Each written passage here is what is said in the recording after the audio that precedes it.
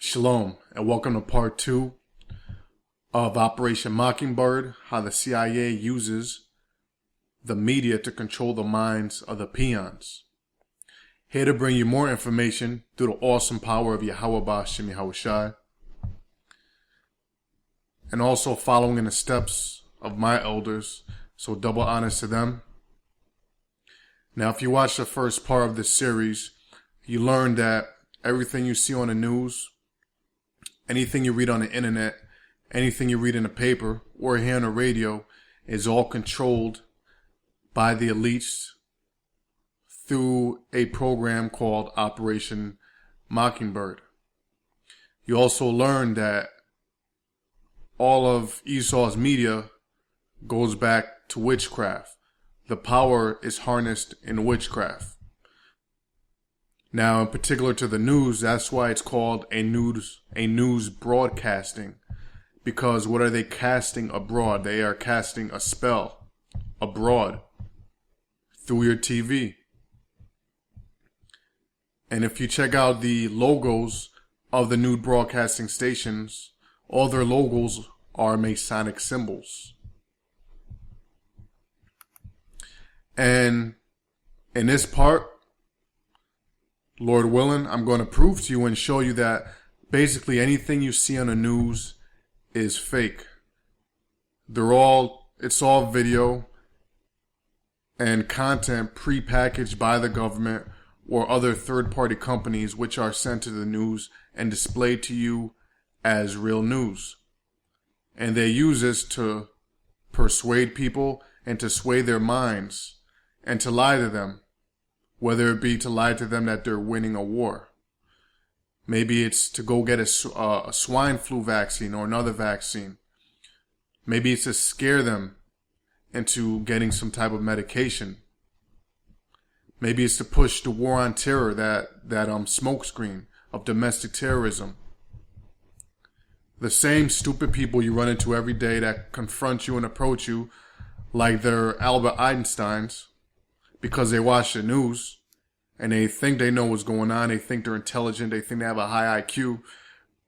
But all their sources of information is fake and phony. The only true source of information out there is the Bible. Sent to you by Yahweh Ba'Shem Yahushai through his men, through GMS. Now I have an article here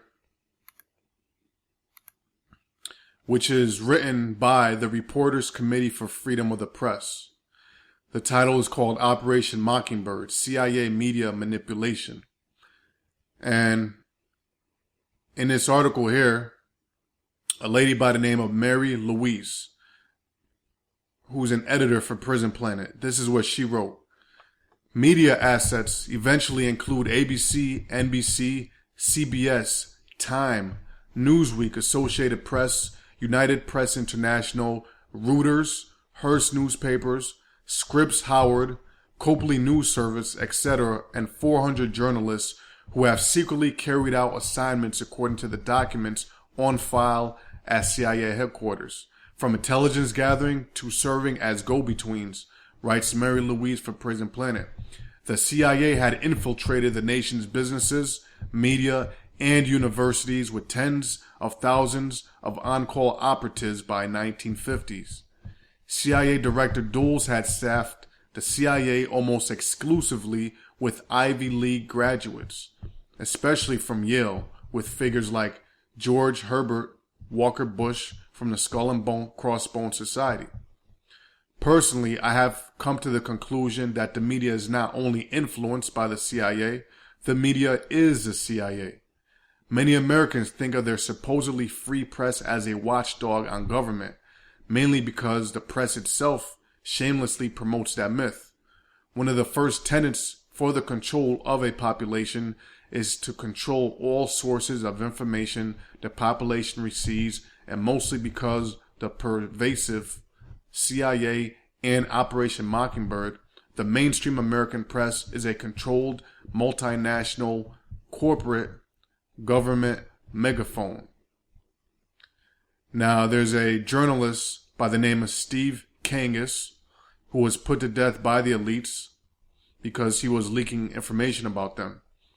And this is a quote by him before he was executed. They shot him twice in the head, but the official story was that he committed suicide. Now, us in the know, we already know what happened. We know the MO of the elites. If you don't play ball, they put you in the dirt. Now, it says here, according to Steve Kangas, the late journalist who mysteriously committed suicide, shot twice in the head, in the offices of CIA asset Richard Mellon Scaife, he said this: the CIA has always recruited the nation's elite, millionaire businessmen, Wall Street brokers, members of the national news media, and Ivy League scholars. Historically, the CIA and society's elite have been one and the same. This means that their interests and goals are one and the same as well. Now I'm going to give you the link to this article, but when you read this article thoroughly, it makes a lot of good points. It brings out the fact that the major news companies are all owned, bought and paid for by the CIA, by the government, the elites. It also brings the fact that they recruit their workers from these top-notch colleges. Now, Elder Tahar and some of the other elders, including myself, I was there also. We went up to New Haven and we filmed at Yale University. And this is not the first time that this had been brought out by GMS, but we brought out then also. And as we were filming, the temple where they perform the rituals, that Yale University and these other so-called prestigious Ivy League schools are nothing but recruiting grounds for the elites. And all these people with political positions are these CEOs and presidents of these large multinational companies and these the news stations. They've all been recruited from these colleges by the elites. Now, in this article, they mentioned George Herbert Walker Bush from Yale, member of the Skull and Crossbones Society. Another famous person was who? Curious George Bush from Yale, member of the Cross and Bone Society. Some other colleges, this guy Martin Luther King, who we call Martin Lucifer King, he graduated from Morehouse with a PhD, which that guy was dumb as a box of rocks. If you do if you ever research the guy, all his essays that he wrote, they were all plagiarized. This guy didn't come up with any original material, but he was the guy selected. He's also heavy into pedophilia. And this guy was selected, so they did what they had to do, pay off who they had to pay off to get him that PhD and to get him through Morehouse. You have this guy, Barack Hussein Obama, who graduated from Columbia University. So all these so-called top-notch schools, even these so-called black colleges, they're all controlled, bought, and paid for by the CIA. Now, the CIA has, agents that they set up as teachers in these different colleges. And what they do is they act as scouts. And they're on the lookout for the next guy, the next chosen vehicle to carry out their program. Now, one of these guys, who's a top anchorman, frontman on TV for CNN, is this guy Anderson Cooper. Now, Anderson Cooper, he himself went to Yale, graduated from Yale in, I believe, 1989. It may have been a political science degree. Okay, this guy was juiced in. He was a great-great-grandson of Robert Baron Commodore Vanderbilt, or Cornelius Vanderbilt, and also the son of Gloria Vanderbilt. And she's so-called said to be one of the originators of blue jeans. So this guy, while he was at Yale, he interned at the CIA for the position that they were breeding him for. Now, the official story is that Anderson Cooper interned during his sophomore and junior years at Yale at the CIA headquarters in Langley, Virginia, but he chose not to pursue that career. He chose to pursue the career in journalism, and thus he made it onto CNN, where we see him there today. Which, that's a story out there for the peons. Now, us in the know, we know that that's BS, because this guy is part of Operation Mockingbird. This guy never left. He's still under the cover of the CIA, but he's an agent. An agent is not going to say who he is. And we know this is true, that story is BS, that he went to the CIA, but he decided not to get down, is because this guy went to Yale, and he was a member of the Skull and Crossbones. Now, that's a secret fraternity. And a fraternity like that, there's no exit. Once you're in it, you're in it. It's a brotherhood. The only way out is through death. So this guy is a front man for the CIA, and he's one of the top leading guys they have out there. Not necessarily because he's smart or intelligent.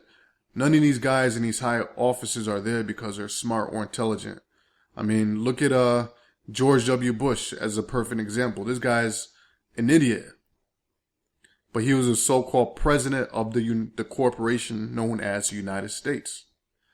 It's all about who you know, being juiced in, just like Anderson Cooper. He was juiced in. He's in the part of the Vanderbilt family, so they look out for their own people, for their own family. So that's how he got in there. Now, I'm going to show you in this series that CNN, that studio, is nothing but a Hollywood set. The videos they produce in there are all done on CGI.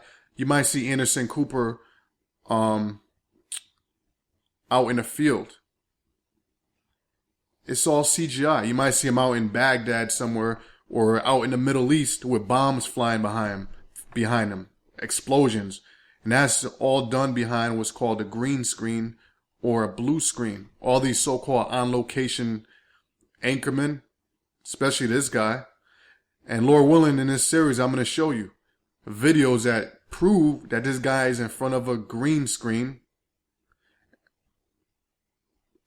acting like he's out on location. Now, there's a term in the news which is called a VNR, or a video news release. And this term became popular during the Bush administration. Now, I'm here in Wikipedia, and I'm going to read this for you. It says, a video news release is a video segment made to look like a news report, but is instead created by a PR firm. PR stands for public relations, advertising agency, marketing firm, corporation, or government agency. They are provided to television newsrooms to shape public opinion, promote commercial products and services, publicize individuals, or support other interests.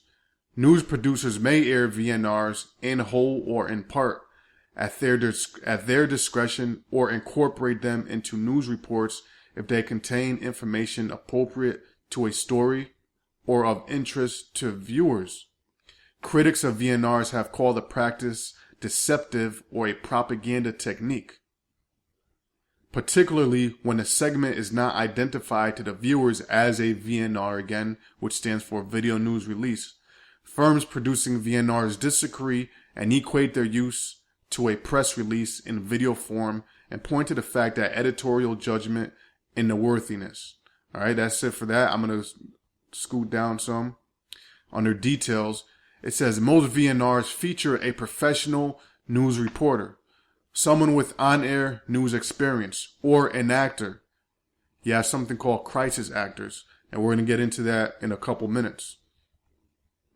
VNRs also often include interviews with experts, who often have legitimate, if biased, expertise, so-called man on the streets interviews, like when some incident happened and they so-called interview somebody on the street that saw the event. Actor. Reading on, so-called man on the street interviews with average people and pictures of celebrities, products, service demonstrations, corporate logos, and the like where applicable. In some cases, the man on the street segments feature persons randomly selected and interviewed spontaneously, and in other cases, actors are hired and directed by VNR producers to deliver carefully scripted comments. In addition, regardless of whether real people or professional actors appear, VNR producers and directors, just like the journalists, have complete discretion to excerpt and edit these interviews into sound bites to help make the point they are trying to make. So basically, in simple words, everything you see on the news is fake. All the video footage you see is either created by the government or created by third-party companies to sell their products. And these nude broadcasting stations, they get paid money for each of these video news releases that they play. Now, as I said earlier, this became very popular during the Bush administration because this is when the so-called war on terror began. The war against Iraq and then the war against terror. And Bush would use video news releases to push out false information about the war in Iraq, making it seem like they were winning when the U.S. soldiers were getting their asses handed to them.